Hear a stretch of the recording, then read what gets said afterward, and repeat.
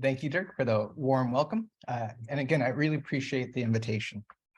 So as Dirk said, today I'll talk about speed accuracy trade-offs in aphasia, modeling approaches and clinical implications. And again, I just really appreciate the invitation as a chance to think back about kind of the last 7 years of work that I've been slowly building, trying to figure out where I've been and where we're hoping to go as a collaborative team.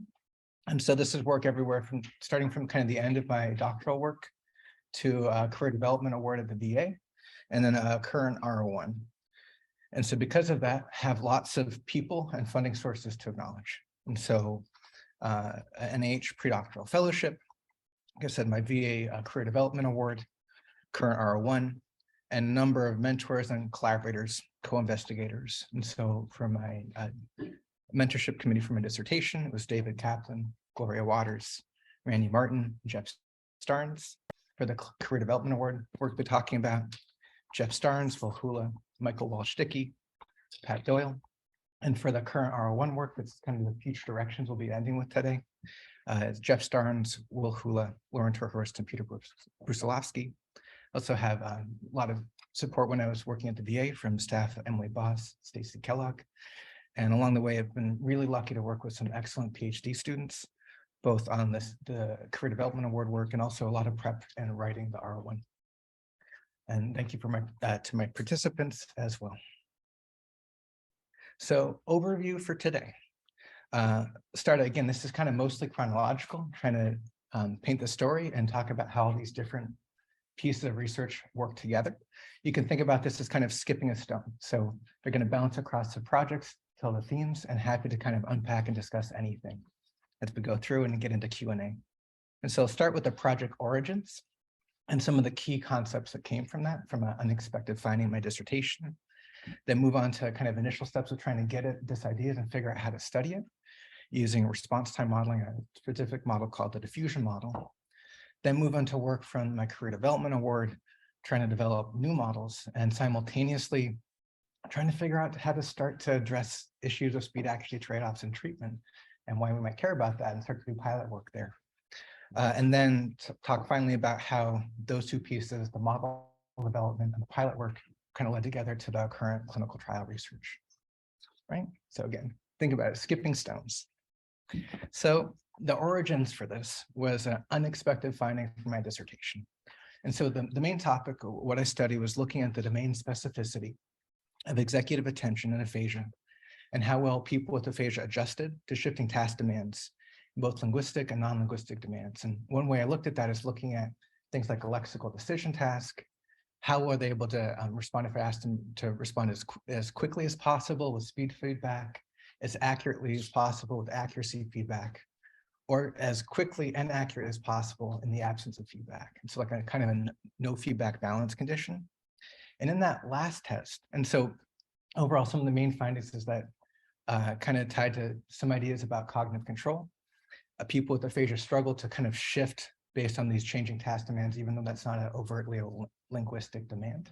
They also did that numerosity judgment. But for us for today, there is also this unexpected finding that really popped out at me. And so in the lexical decision task, in that balance condition where they're trying to do both well, so speed and accuracy well, but they don't get feedback, they were spent disproportionately long time and significantly so compared to controls and the other conditions. And so looking there, like, why are they spending so long when they're not getting feedback? You know, as soon as you give accuracy feedback, they got much, much faster. It didn't change their accuracy level at all. So what's going on there? And it seemed like they didn't trust their performance or know how much time they actually needed to complete the task. And talking with my mentor and collaborator, Jeff Starnes, who's a mathematical psychology modeler from UMass Amherst, he'd done a lot of work in optimality of speed accuracy trade-offs using these response time modeling approaches. And so his idea that we kind of took and ran with for years now is that their speed accuracy trade-offs might not be very optimal. And so talking again, so what is a speed accuracy trade-off? So this is a direct, often nonlinear relationship between speed and accuracy. And so usually, under most contexts, if you spend more time, you tend to perform a higher accuracy level of performance. If you start to rush, at some point, that's going to make you perform less accurately. And that there's usually somewhere in the middle where you can balance those demands depending on the task context, person level factors, all sorts of things. And this isn't just a concept from psychology. Speed accuracy trade-offs are pretty much pervasive in any systems that seem to do computation. There's papers looking at speed accuracy trade-offs in slime molds and plant growths, not just undergrads.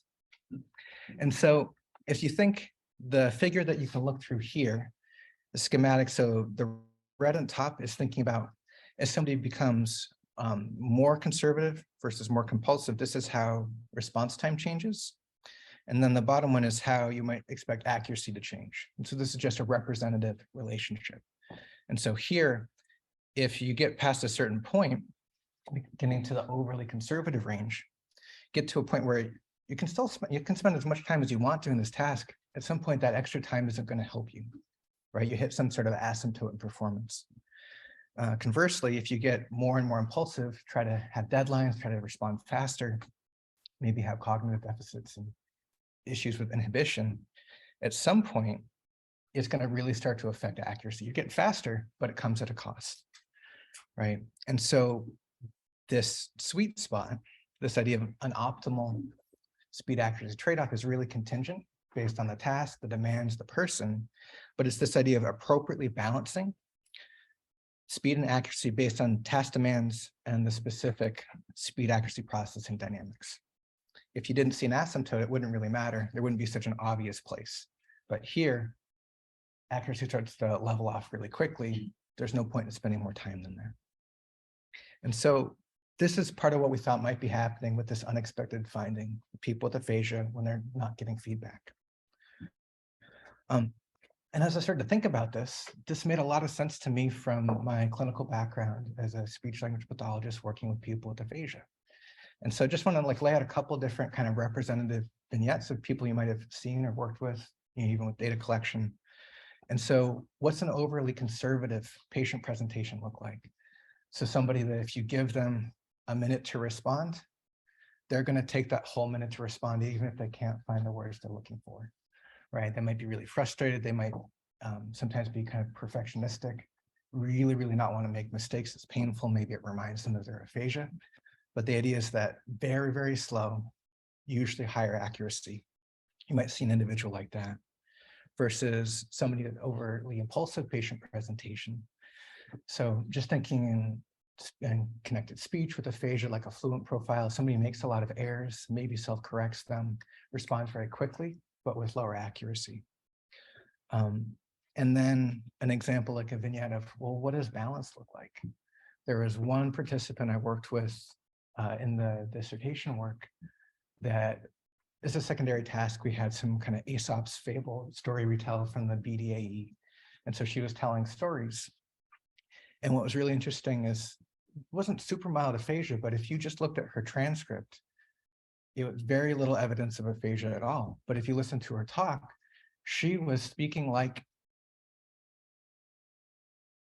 this, and then the rate would change. And then when she bogged down, she would give herself the time she needed, right?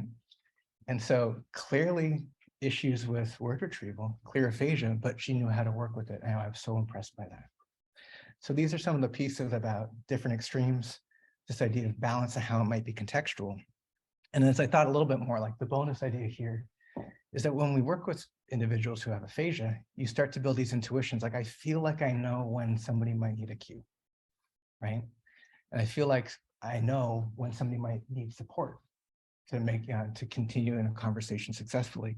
And so the thought for us as researchers and talking about modeling is like, how strong is that intuition? Where does it come from? And can we actually quantify it in some contexts? Because I'd love to quantify things that actually have real meaning and variance behind them, because then we can do more to help, even though we don't have enough treatment hours. So those were the pieces floating. I was like, hey, why are they taking so long? What's going on here? Oh yeah, this ties in with some of the things I've seen. And so that kind of coalesced with this idea and concept of adaptation deficits applied here to speed accuracy trade-offs. And so thinking in that last patient vignette of the woman who kind of knew how to speak at her changing rate of lexical access and knew when to cue herself and all these things, that would be an example of optimal system calibration.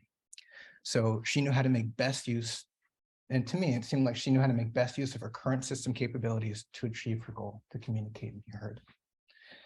In contrast, adaptation deficits, and a whole other line of work I could talk about later is counseling and psychosocial adaptation. It seems like a lot of people with aphasia make things harder than it's maybe frankly possible by beating themselves up, by getting really upset. And that changes how they can use the system in that moment. And so thinking about an adaptation deficit, define it as like a suboptimal configuration of system deployment that either creates all on its own a deficit or exacerbate one that's going to be there no matter what. And this is inspired by kind of the basic ideas from adaptation theory. So Cole, Conhesion, and colleagues, where even thinking about the idea of telegraphic speech in Broca's aphasia patients, the idea is that, oh, this isn't inevitable. If you really ask them to try to produce full sentences, they will, but it's full of paragrammatic output. This is some sort of adaptation, whether consciously deliberate or some other form, that gives them a chance to actually get the information across. So that's not an impairment symptom, that's a symptom that reflects adaptation. So this is just kind of taking that basic idea, applying it in different contexts and trying to get a little bit broader about it. It's also aligned with recent exciting work on this idea of rational adaptation, and maybe something we could talk about, again, how systems are automatically calibrating and trying to make best use of the information available. And maybe something we could talk about later is how conscious or deliberate these different ideas might be in different contexts. But for us, it's this idea that maybe people don't automatically know how to make best use of their system in its current configuration. And that would be an adaptation deficit. And so that was the project origins, unexpected findings, some of the key concepts I'll keep coming back to that we've been working on for going on 7-8 years now. And so the first place I had to get started with this, I know what I want to do with them in the clinic. I have these intuitions, but that's not tractable. And that doesn't contribute anything at the level of rigor. And so how do I start to build on that from a more scientific perspective? And the approach we used that we were already applying in my dissertation was response time modeling using the diffusion model. So next piece, and I'll tell you how that went and what we did about it. And you can all agree with me that the conclusions are totally founded. Right. So the diffusion model is a classic model of the decision process that models response times. And so by Roger Radcliffe and colleagues originally from 1978. And the key idea here is it models the distribution of response times for both accurate and inaccurate trials to determine the underlying decision processes that are driving a decision. So we can think of a simple two-choice task like lexical decision. Is that string of letters a word or not? Yes or no? What's driving which button they hit when? Right. And so for us, you can see this is just a schematic of each one of those little jagged lines is a different trial. And so the idea is you accumulate information until you hit a yes response threshold or a no response threshold. You sum all those up to make a response time distribution, and then you try to fit that and extract these kind of latent underlying variables that tell you that make a best fit for why that's happening. And so key parameters from this model include drift rate, so that slope of information accumulation. We can think about, for us, that's a measure of processing efficiency. And it can be affected by both stimuli and individual factors. The next thing to think about, okay, my mouse does work, is so these are the yes and no response thresholds. How far apart those are really accurately and consistently characterizes speed accuracy trade-offs in the model. So if you have the thresholds very close together and you're accumulating information in this noisy process, it's a lot easier to accidentally get down to the wrong response before you have a chance on average to accumulate correct information versus and it'll happen quickly, right? If you have the thresholds very, very far apart, it takes much, much longer to accumulate information until you hit a response threshold, but you can average out a lot of that noise that'll make early errors otherwise likely, right? So you'll be more accurate, but it'll take a lot longer. And then, for other purposes, there's other nice parameters in the model, like you can reflect response bias. If 95% of your stimuli are yes, that's going to start to change how the prepotent responses.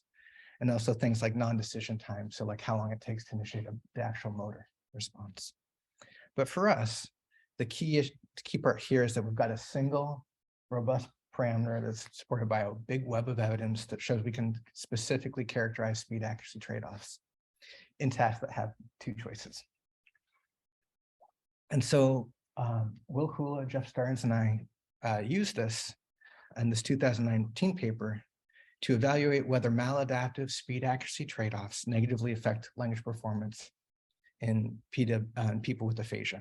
And so this was just proof of concept. We applied it to that lexical decision unexpected data I told you about.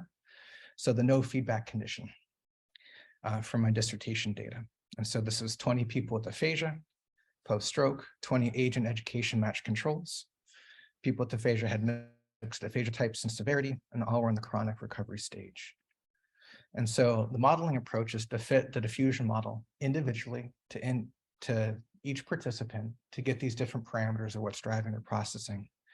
And then once we have those basic parameters, like what their drift rate is or their processing efficiency versus their speed accuracy trade-off, the other parameters, then we can use a simulation-based approach. So what would happen if all else being equal, they were more careful? Or if all else being equal, they were more impulsive, so they shifted those response thresholds. What would happen to their accuracy and predicted accuracy versus RT? And that's how you get then this simulated estimated response speed accuracy trade-off curve. And so then we can see how well are people doing in the absence of feedback, right? So the difference between their predicted RT and accuracy based on that predictive optimal point versus where they actually were setting their response thresholds. And then because we have control data, we can also see, oh, well, were they actually impaired in accuracy performance? Were they impaired in speed performance? And if so, if they actually shifted more, had more optimal speed accuracy trade-offs, would that still hold up? Would they actually still be impaired or not? And so the results, out of the 20 people with aphasia, 8 showed impaired accuracy. And most of that was due to, board drift rate, so underlying lexical processing deficits, which you would expect. So there was only one participant that was so impulsive in their responding that if they had a more optimal threshold, they would have been performing in the typical range for accuracy. So not a lot of evidence of people being overly impulsive here. But when you look at the response times, so 14 out of 20 of the people showed impaired speed performance and lexical decision. And out of those, full half of them, if they'd actually just shifted to more optimal speed accuracy trade-offs, they would have been performing the typical range for speed of processing. So it wasn't automatically this impaired lexical access things or underlying processing efficiency. They were being really, really cautious and maladaptively so. And so just to talk you through one example participant for that. So this is participant 16. You see they had very, very high accuracy performance, almost 100%. And this is where they actually set their threshold. But they're taking almost 2 seconds to make a single lexical decision response. And if you look at that asymptote predicted in the model, if they were just willing to give up 2% accuracy, they could be responding twice as quickly, right? So this is an extreme example of people being overly conservative, and that's going to have a big impact on their efficiency for language. So takeaways here are that half of the slowed processing, the impaired speed performance in this sample of people with aphasia, is actually attributable to overly conservative response thresholds, this type of adaptation deficit, not per se to impaired underlying processing efficiency indexed by drift rate. This kind of demonstrated that speed accuracy trade-off optimality can be quantified and examined at individual level in aphasia, and hopefully convinces that it's worth looking at because we're seeing these extreme instances. But the problem with the diffusion model, especially the classic one, is it's for two-choice tasks like lexical decision. And if I'm looking for translational directions forward to really make a difference in the clinic, that doesn't have a lot of clinical utility for helping people connect and communicate. So trying to think, well, what's the next step? How do we move this forward? And for us, it was, well, okay, well, what about picture naming? Still pretty concrete, objective, something we could apply models to. but certainly moving in the direction of more clinical utility. And so the way we frame the question here is, how much time should people with aphasia spend trying to name a picture? If the word isn't coming, when should they move on? What would be optimal for them? And so could frame this, think of that as like an optimal response time cutoff. And if we could figure that out for individuals, that might help improve assessment efficiency. I'm not sure we need to show Philadelphia naming test pictures for 30 seconds, right? You'll see later that I don't think we do, right? Certainly drill-based dosage efficiency, especially for individuals who are being overly conservative and kind of perfectionistic in their responses. And communication efficiency as well, if we find indices like this that generalize. But we can't use the diffusion model for this. And even though the assumptions weren't met, I was really like, I tried. It was like, oh, well, let's just try to model accurate and inaccurate responses. This is a robust thing. It's been published thousands of times. It doesn't work. It doesn't meet the assumptions. It doesn't meet the data structures. We really do need a new model. And so that was kind of the next stone.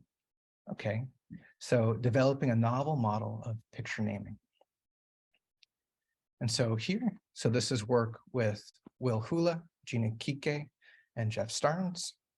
And the aims here, as a little aside, so I'm showing a little picture of the published paper associated with these results. All the papers I'm talking about today, we have open access versions on my lab website, which is down here if people want to check out or ask me hard questions about methods, things like that. You can go do homework and then make me look foolish. Right? So the aims here were to develop and validate a new response time model of picture naming and aphasia, use it to estimate optimal response time cutoffs for individuals, and look at relationships between optimal response time cutoffs and other measures of language performance. And so the model we developed is very straightforward because it's very focused on this idea of optimal RT cutoff and want it to be robust.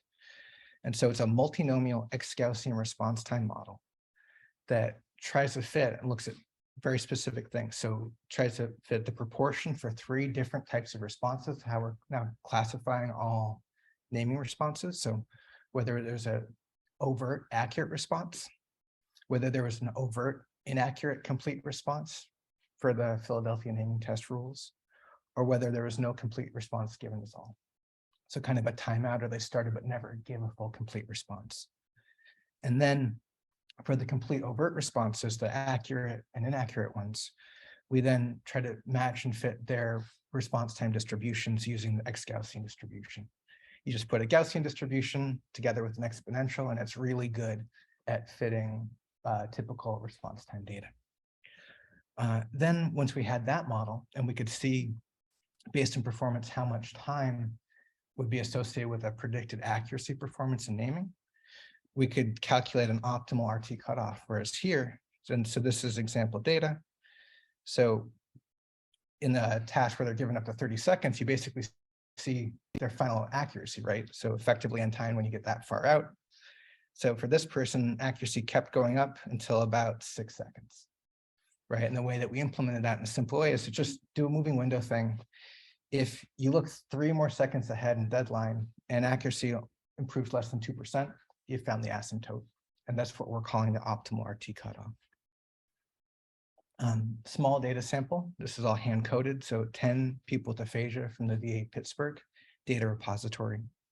Everybody in the chronic recovery stage, mixed performance and severity levels. And thanks to Dr. Gina Kike, we had lots of hand-coded response times, because this is a big limitation. If we're looking at response times, we need to make sure we're looking to the complete response and exactly how long it took to initiate. I don't know of any automated speech recognition software that can handle that yet. Please let us know if you know anything. But so we had about 4,000 hand-coded trials to work with based on this first complete response scoring. And so in terms of results, I'm just going to show you 4 of the 10 participants to show a key distinction. So what we found was a dissociation between optimal response time cutoffs and accuracy. And so what I mean here So you see these 4 different panels, but each one is a participant. And you see participant 1, and participant 10 kind of had accuracy on the moderate to higher range. So around 80% accurate or almost around 50% accurate. But in those individuals, this participant only needed about 6 seconds to get to that point, where the other individual needed about 10 seconds to get to that point. And then participant 2 and participant 3, they both have much lower accuracy, around 20%, but they needed very different amounts of time to get there. So participant 2 only needed around 5 seconds versus participant 3 needed over 10, right? And so if I cut participant 3 off at 5 seconds, it looks like they have about half the accuracy performance, right? If I just treat participant 2 and 3 the same, I'm not really understanding what they're capable of. And the other part here is a small sample, take the correlations with a grain of salt, but there's no correlation between what the cutoff is. And as this kind of dissociation shows, no correlation between optimal RT cutoff and naming accuracy or aphasia severity. So it feels like this is its own distinct thing because different people use their system differently, might have different speed of processing dynamics. The takeaways here is the multinomial ex-Gaussian response time model fit the data well and produces reliable cutoff estimates. It lets us estimate how much time an individual needs to efficiently reach their own best possible naming performance, which in our sample of 10 folks is about 5 to 10 seconds. And that optimal RT cutoff was not associated with aphasia naming severity or accuracy. And so we've got a model now that I start to think, oh, this could be clinically useful, right? So we could, if we implement optimal RT cutoffs, this could improve assessment efficiency and also hopefully treatment efficiency. More on that later. Got something to fill in first. And so meanwhile, at the same time, we're trying to develop new models that might be a little bit more clinically relevant. I also wanted to start doing treatment research. So I've been a clinician. I started my CF in 2010, and I hadn't done any treatment research yet for aphasia. Been very distinct in psycholinguistics, right? And so this is my chance, trying to think about how to start and how to think about adaptation deficits and speed accuracy trade-offs, put together a BEARS pilot study as part of the Career Development Award. And the key idea here, so BEARS, whenever I present, I wear my BEARS tie in honor. If you have a cute acronym, I guess you go farther in life. So this is ours. So BEARS stands for balancing effort, accuracy, and response speed. We can think about some of the active ingredients here, especially as the way that we used it in this particular pilot is using feedback and metacognitive training in ways designed to improve system calibration related to speed, accuracy, trade-offs, and effort. So they figure out, again, what's their sweet spot. They can tell when they're way out of whack, right?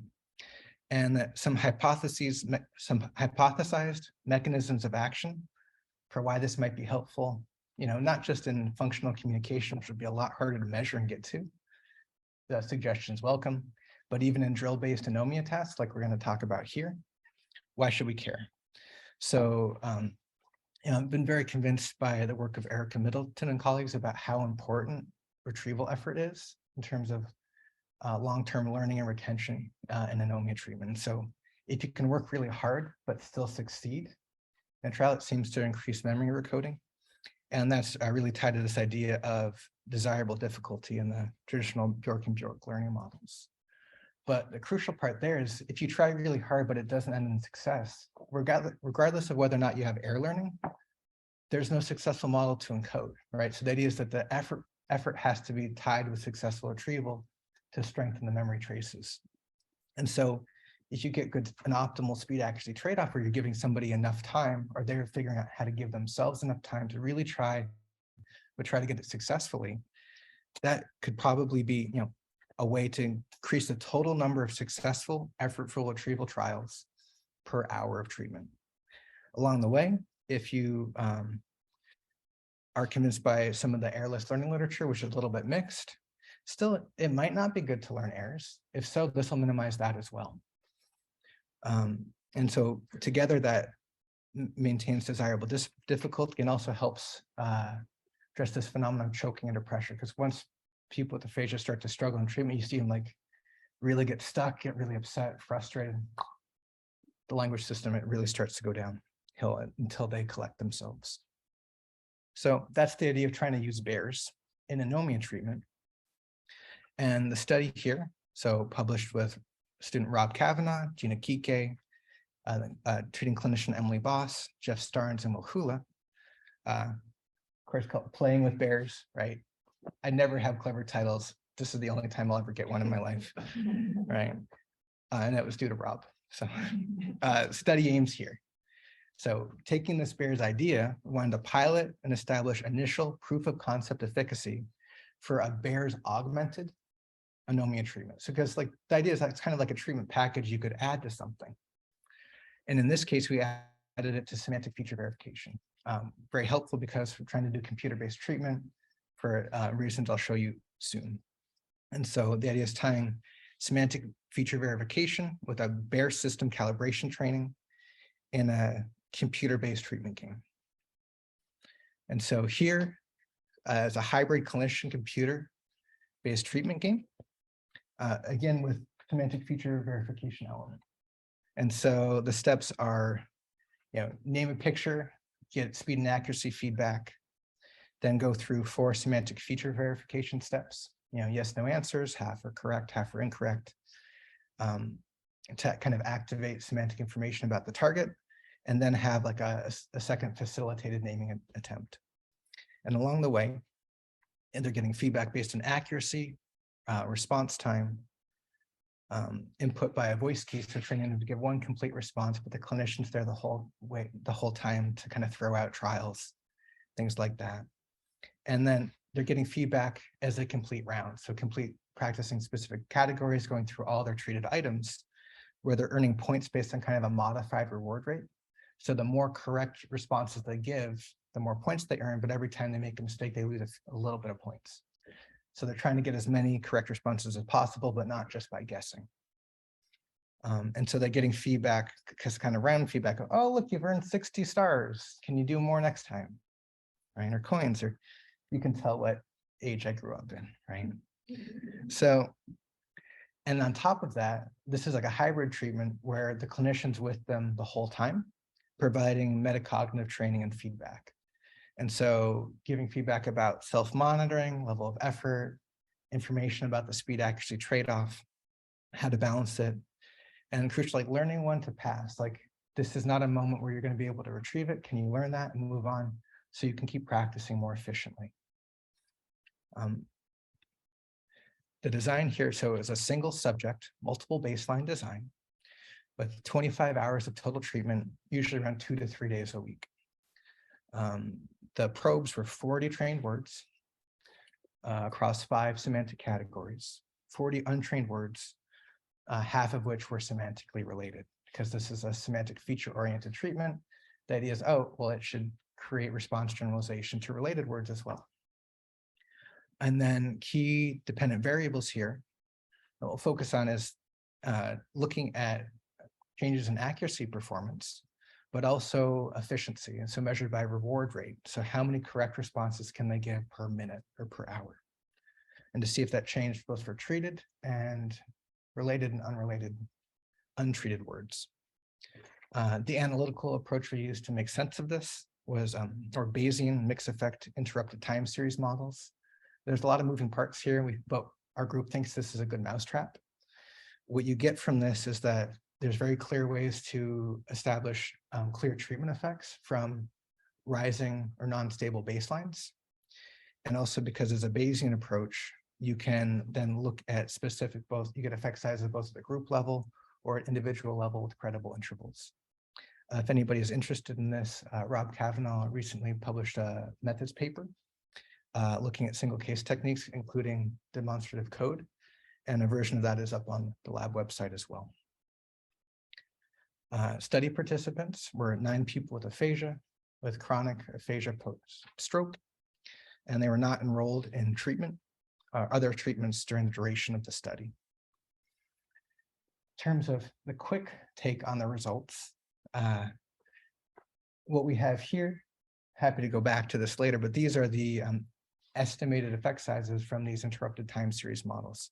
So these are the group effects with credible intervals.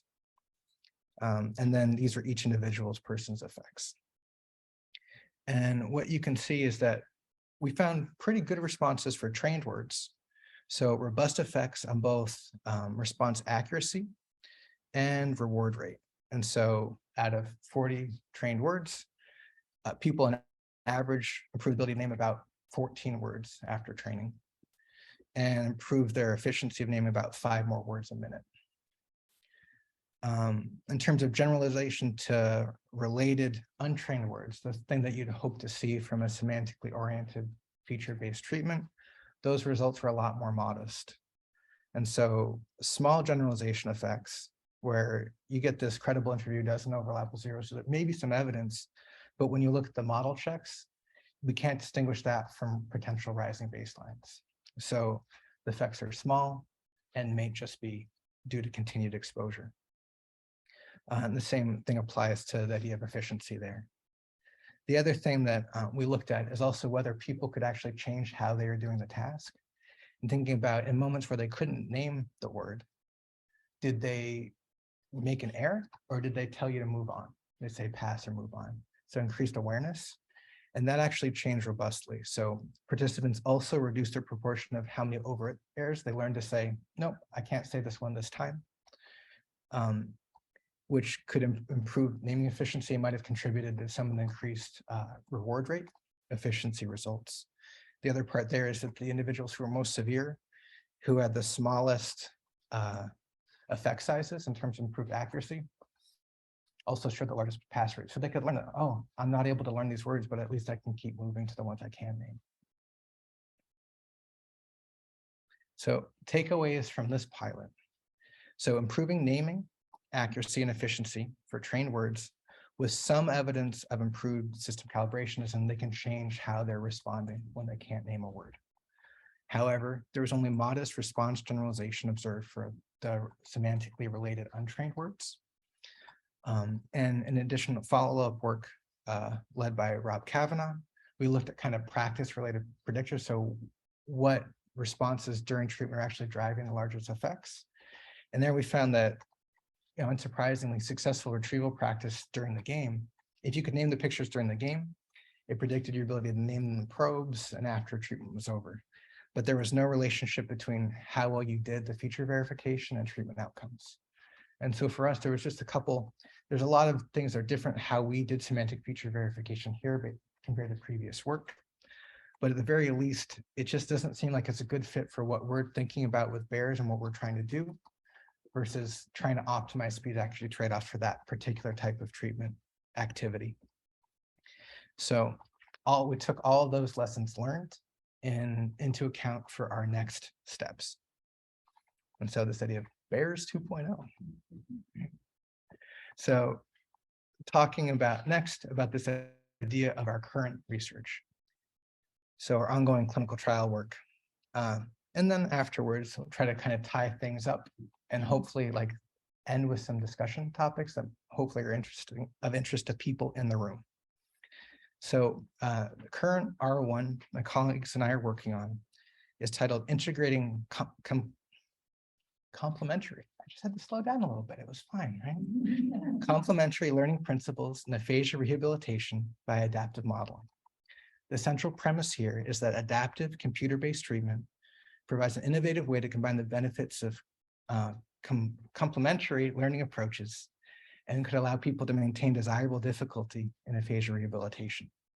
And so we have 2 clinical trials that will be investigating this premise, evaluating interventions designed to promote long-term retention and context generalization to train words based on specific aspects of learning theory.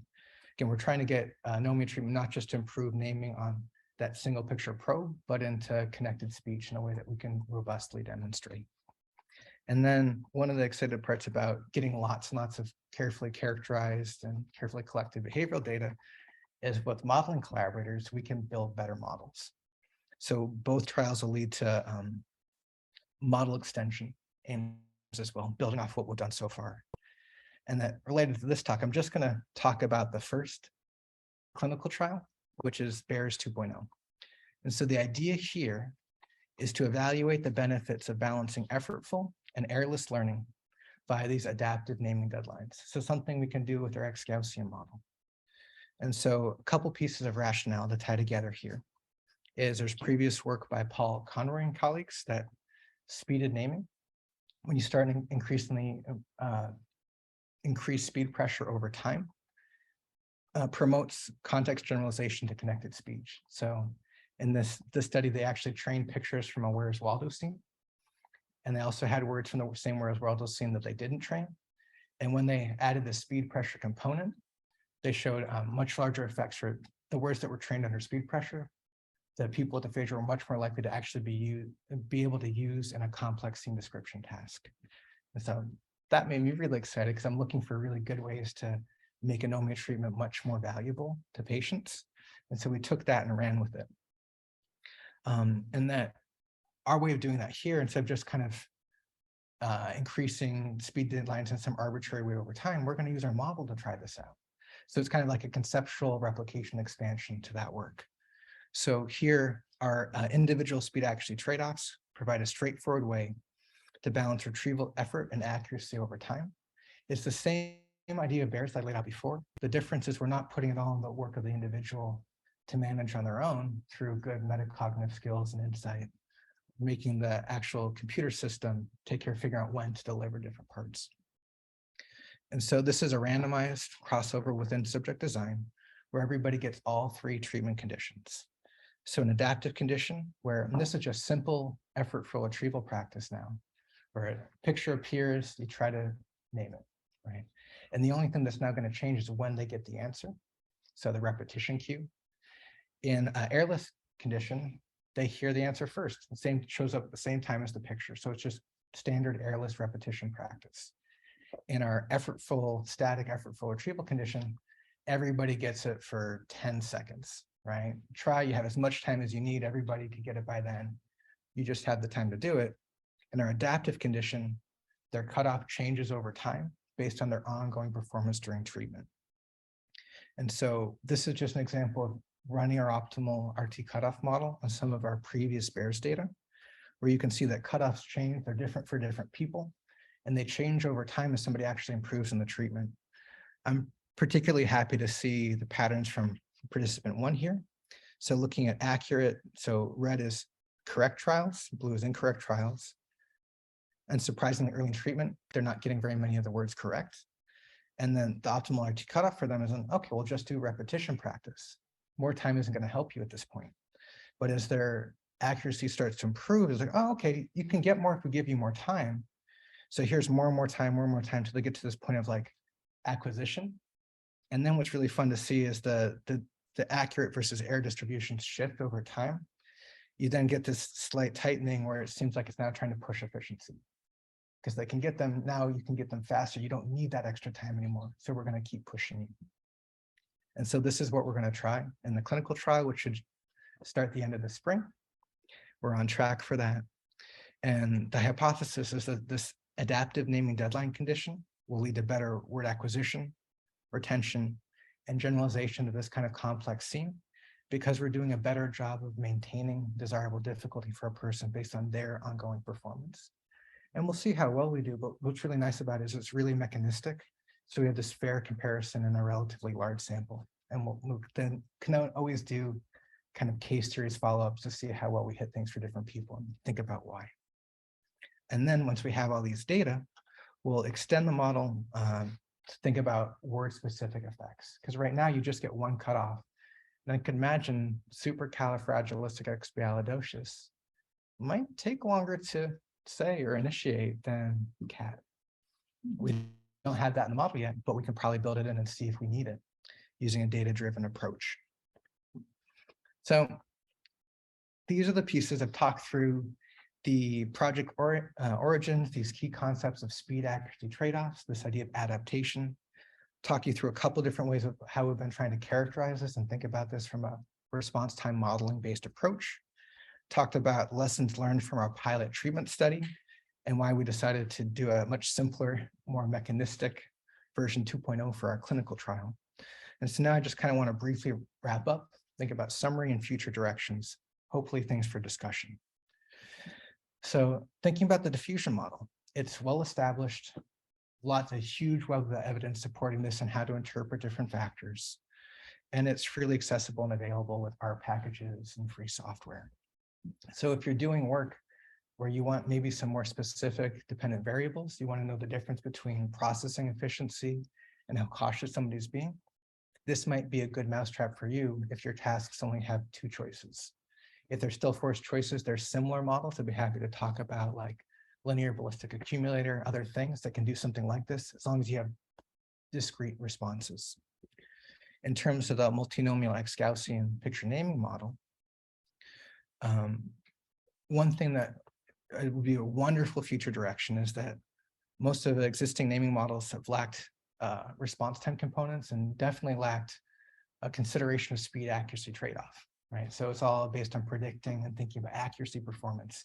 And I hope I've argued today that we need to be thinking about how accuracy relates to speed and why. One nice thing about the modeling approach we use, so this multinomial model, my collaborator Jeff Starnes uses multinomial decision tree models. It's basically a decision tree model without the tree. And so previous work, by Grant Walker and colleagues looking at naming models using that approach might be really nicely aligned. There might be ways to build this in and think about it if they have the right deep data sets. And then we're currently working on the extension we talked about. It'll be a while till we have the data for it. But one thing we're definitely going to do is write and share packages to make these tools accessible as we go along. In terms of thinking about bears, so the metacognitive version, so teaching people to make better use of their system. We think that semantic feature verification was a great place to try, but it doesn't seem like it's the best fit. It might be worth thinking about other contexts, especially if there's clinicians in the room, thinking about ways to add this into kind of functional communication or discourse-focused communication. I think the idea is worth evaluating. And then kind of last talking point, especially for a group like this, is thinking about the neural bases of system calibration and adaptation. And so, again, I have such strong clinical intuitions that I feel like I know when somebody's using their system well. I can tell when they're making it hard for themselves. I can tell when it's coming through, right? And there has to be neural signal associated with that. I couldn't have an intuition so strong if that wasn't something that much smarter minds than mine could capture. So I would encourage that. Because just thinking about if it's system control theory, network models, what kind of oscillatory state, what lets people line up and actually hinge the system they have together to be as successful as possible. I'll leave this, if you're a clinician and you're thinking about trying this out, again, this is low level of evidence so far, but you're allowed to do practice-based evidence. You're allowed to try something and see if it helps your patient and throw it out if it doesn't look like it does, right? So Gina Kiki and I published a seminars in speech and language tutorial, where these are some advice for clinicians about identifying these things, think about things you might do that are available on the website as well if you're interested. But I want to make sure there's plenty of time for questions. So the summary and conclusions is we should think about how people with aphasia use their language system. We should think about whether they're doing adaptive versus maladaptive system use, because it seems like to me, we really need to look for adjacent possible, and finding that sweet spot for people and helping them get there. It seems like it's much more possible. And I think is probably what drives real lasting state dependent neuroplasticity, is that people can get and stay in these states. My argument is that speed actually trade-offs are pretty concrete. There's a much broader conceptual contribution here and things for people to look at and critically evaluate. But speed actually trade-offs is one place to start. And that if you agree with me, response time models are a great way to do that. And that finally, both the metacognitive version of bears and this adaptive computer-based version of bears, where we're figuring out how to modify the stimuli, are really still in early stages of research, but I'm feeling pretty optimistic about it so far, and I think they're worthy of future investigation. So thank you very much for your time and attention.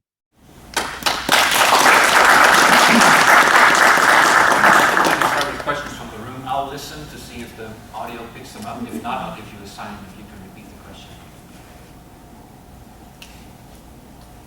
So I think this is a really interesting stuff, and one thing I think with your leading questions about neural bases, naively I would think, looking at lesion location, like you think of frontal lobe patients, maybe they have disinhibition and maybe are more impulsive. You might think of older people. You always have the stereotype of older people driving slower and trying to change differently. But I'm also thinking of somewhere where you might want to think about what is the brain health differences of how does white matter integrity, brain age, and these other factors play into this. And so other things that are explaining some of the variability you see between different patients that enrich what you know just based on not just their aphasia impairments, but explain some of the differences they have in adapting to this. Great suggestion. The one thing I'll say is that there's definitely these age-related slowing. A lot of it's been convincingly associated with people being really careful over time. That's one of the helpful parts is that when we were looking at our data set, they had age-matched controls. Because otherwise, look at all the work I've built so far, assuming that aphasia was actually age. That's the one part that makes me feel a little bit more reassured.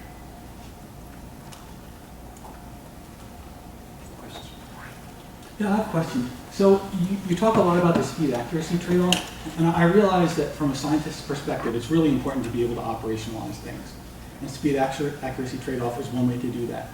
But what would you think about kind of expanding the idea further into like more of a speed communication trade-off?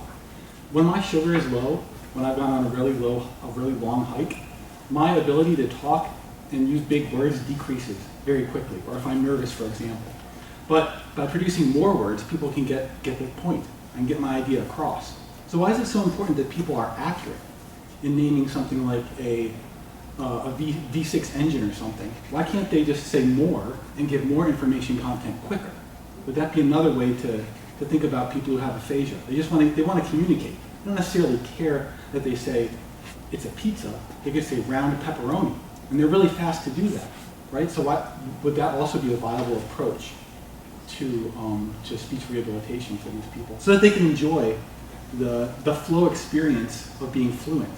Like you were up there, I could see you smile every time you were saying something that was clever, right? Like you enjoy speaking. People with aphasia don't necessarily get to enjoy that flow experience of speaking. And if you want them to be 100% accurate, I feel like you're taking that away from them. If you could maybe briefly summarize. All right. So my take on a really interesting comment is let's think a little bit more deliberately about speed-accuracy trade-offs. And it sounds like maybe one thing that maybe unintentionally came across is that I just care about accuracy, to optimize accuracy. So what's really helpful here, so I love the idea, and there's comments about this idea of flow state. So what's the issue about somebody with aphasia making some errors if it's part of like a happy, thriving, communicative moment where they get to communicate and it's all fine? I totally agree with that.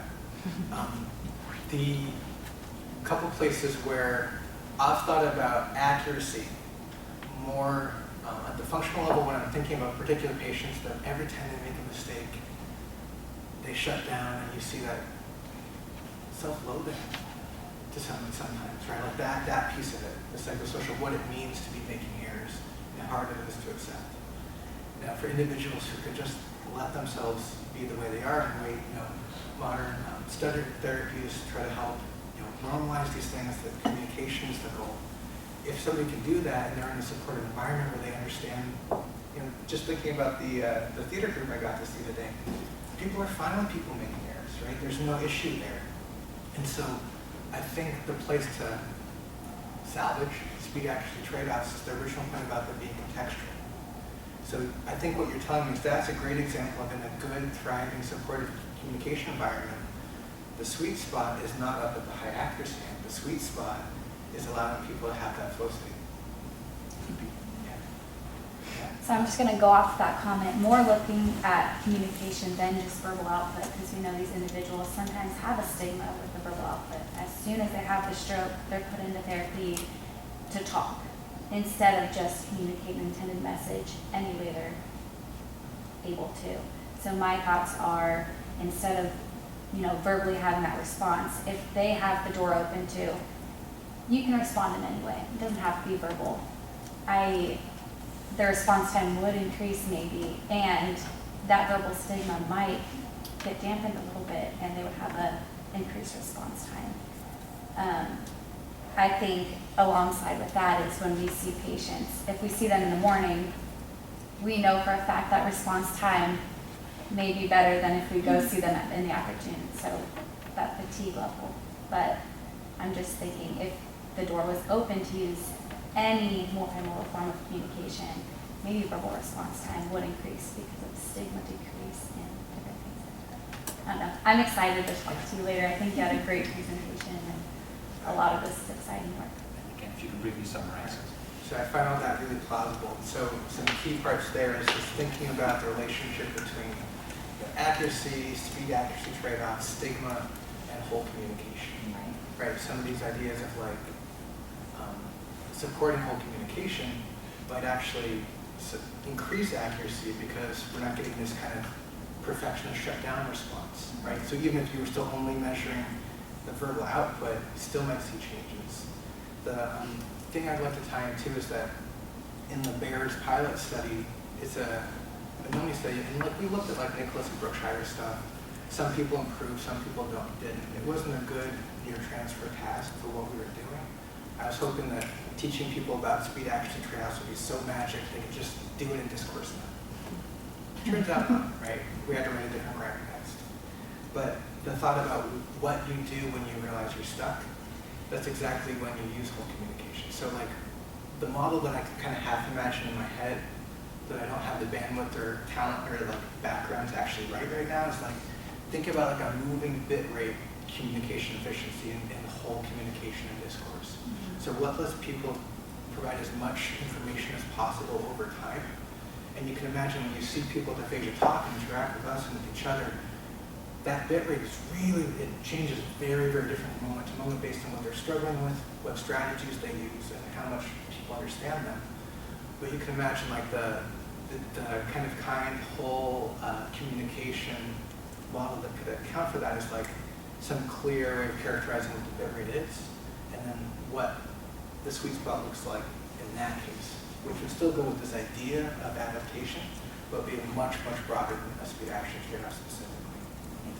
Because people here have time to talk with Will later, I would like to go to some online questions, okay? Because then time. So you got a question from Malathi Tothatiri. Thanks, and I think you've addressed part of it. Thanks for the talk. Do we know if the thresholds trade-offs are stable within an individual, or can they vary depending on how tired they are, etc.? In other words, is there session-to-session variability and potentially beginning to end of same session variability? Absolutely. I highly suspect that there is. One of the things when we're thinking about the clinical trial where we're comparing, airless repetition practice to this extreme, you have 10 seconds to name it, and then we have this kind of adaptive midpoint. The thing I felt comfortable about justifying trying a clinical trial at this level is those feel distinct enough that we can make some sort of comparative effectiveness conclusion at the end. But again, what I want to do is collect really useful data, and it'll be much, much more interesting to see. We'll have the data set to answer those exact questions once we've completed the trial, to see how much variability there is, session to session over time. And then we'll have the data and the modeling cloud to actually start to build in some of those things if they're necessary. Awesome, thank you. Then we have a question from Dina Schwem-Leckett. Very interesting and well done work, Will. Do you recall what the range of optimal RTs for naming were across all your participants? The examples you showed were about 5 to 10 seconds, but just curious what the overall range was. It's like 4.9 to 10.5 on about 400 trials per person. And so my kind of, I don't think we need 30 seconds for the PNT. If you wanted to give people the best chance, like our current sample of 10, I would say about 12 seconds. If you want to be really careful, maybe give them 15, based on our current findings. And set me on it. Look at it. Do we need to get out? We're good. We're good. And we can continue with questions from the room. Yahoo! Hi. This was so interesting. Thank you for coming and presenting all of this work. So you showed some really great results from the Bears trial that kind of show that the speed accuracy trade-offs with treatment really changed in great ways for some participants. But I'm wondering, without treatment, how consistent are they? And is that something that maybe you could use as a proxy measure for their fatigue one day or something like that, and kind of get a baseline of what is their normal, on average, speed accuracy trade-off, and then like what contributes to their fatigue if they come in and they're not doing as well one day without treatment necessarily. So my understanding following fatigue is that, so thinking about the evidence from the Bears pilot about speed accuracy trade-offs and these optimal cutoffs changing over time. And if we've looked at that and thought about that yet, about how it's actually varying and what it means if it does. We haven't thought much past that figure, which we made for the grant. But we could. The thing we did do, and a lot of secondary analyses, another place where we used the diffusion model, is we did apply that. So all the people who took the Bears pilot also did a lexical decision task every session. And they also had all that. The reason we chose semantic feature verification is it's a teacher-based task. And so again, looking for things that would just be magic, strong relationships that would make life simple for me. I was hoping that the speed accuracy trade-off optimality they had in those tasks, using the diffusion model, would be robust and predictive and everything. And it does show that the diffusion model worked really well in those contexts. We could use it to look at semantic feature verification. The results were similar and robust for the lexical decision. And that was work that Gina Kiki presented at Clinical Physiology, I think in 2020. But we also looked at how much that optimality was changing over time, especially for semantic feature verification. And it doesn't change that much, and it's not predictive. So that, again, is very different from the speed accuracy trade-off we're talking about now with actual naming, which was a key active ingredient in the treatment we're doing. But that was just another reason why we kind of stepped back from feature verification and the modeling approach we used before, and really just doubled down on simple retrieval practice. Thanks. Well, thanks for a great talk. I had a couple of questions. The first one being whether when you apply treatment based on response time accuracy, do you see any added improvement in generalized measures, generalized outcome measures, or aphasia severity compared to any other established naming treatment? So if you see better outcomes with response accuracy training. And the other one was, do you see any relationship between response time, initial response time, and the final outcome from treatment, so how much they improve, regardless of accuracy, because you mentioned response time was unrelated to severity, if I understood correctly. Right, in like the model development work. Yeah. Severity and response time did not. So if response time, shorter or longer, is associated with the treatment outcome. Huh. Can you still repeat the question? Yeah, so there's two parts. So my talk back for number one is we had this kind of pilot, this Bears augmented semantic feature verification. How does that flavor of anomia treatment benchmark against other existing anomia treatments with similar, like compared dosage and outcomes? I have an answer to that. The number two is in terms of initial severity or optimal RT cutoff. Is that predictive of treatment response in these individuals? That one's really interesting. We haven't looked at that yet, but we could. What I did look at is practice efficiency. And I had this in the slide and I pulled it out because it's not strong findings, it's just really preliminary stuff. But the more coins or stars people earned during treatment, the more they improved, and actually the better they generalized. But the correlations are 0.6 to 0.8 with a sample of 9. So that's a little bit of like efficiency might be doing something, but then Rob's much more careful follow-up work using Bayesian approaches didn't find similar evidence for active ingredients, so that's why I just kind of there's things to wade through there, but nothing I feel confident about. In terms of benchmarking, So 25 hours of treatment had direct training effects of about 14 words. And then I had thought about compared to, there's a dose response trial, a VA clinical trial, a dose response one, where they did about 60 hours of treatment on a smaller set of words. And then Diane Kendall's semantic feature analysis versus one motor. Again, they had kind of benchmark effect size of the words improved for much larger.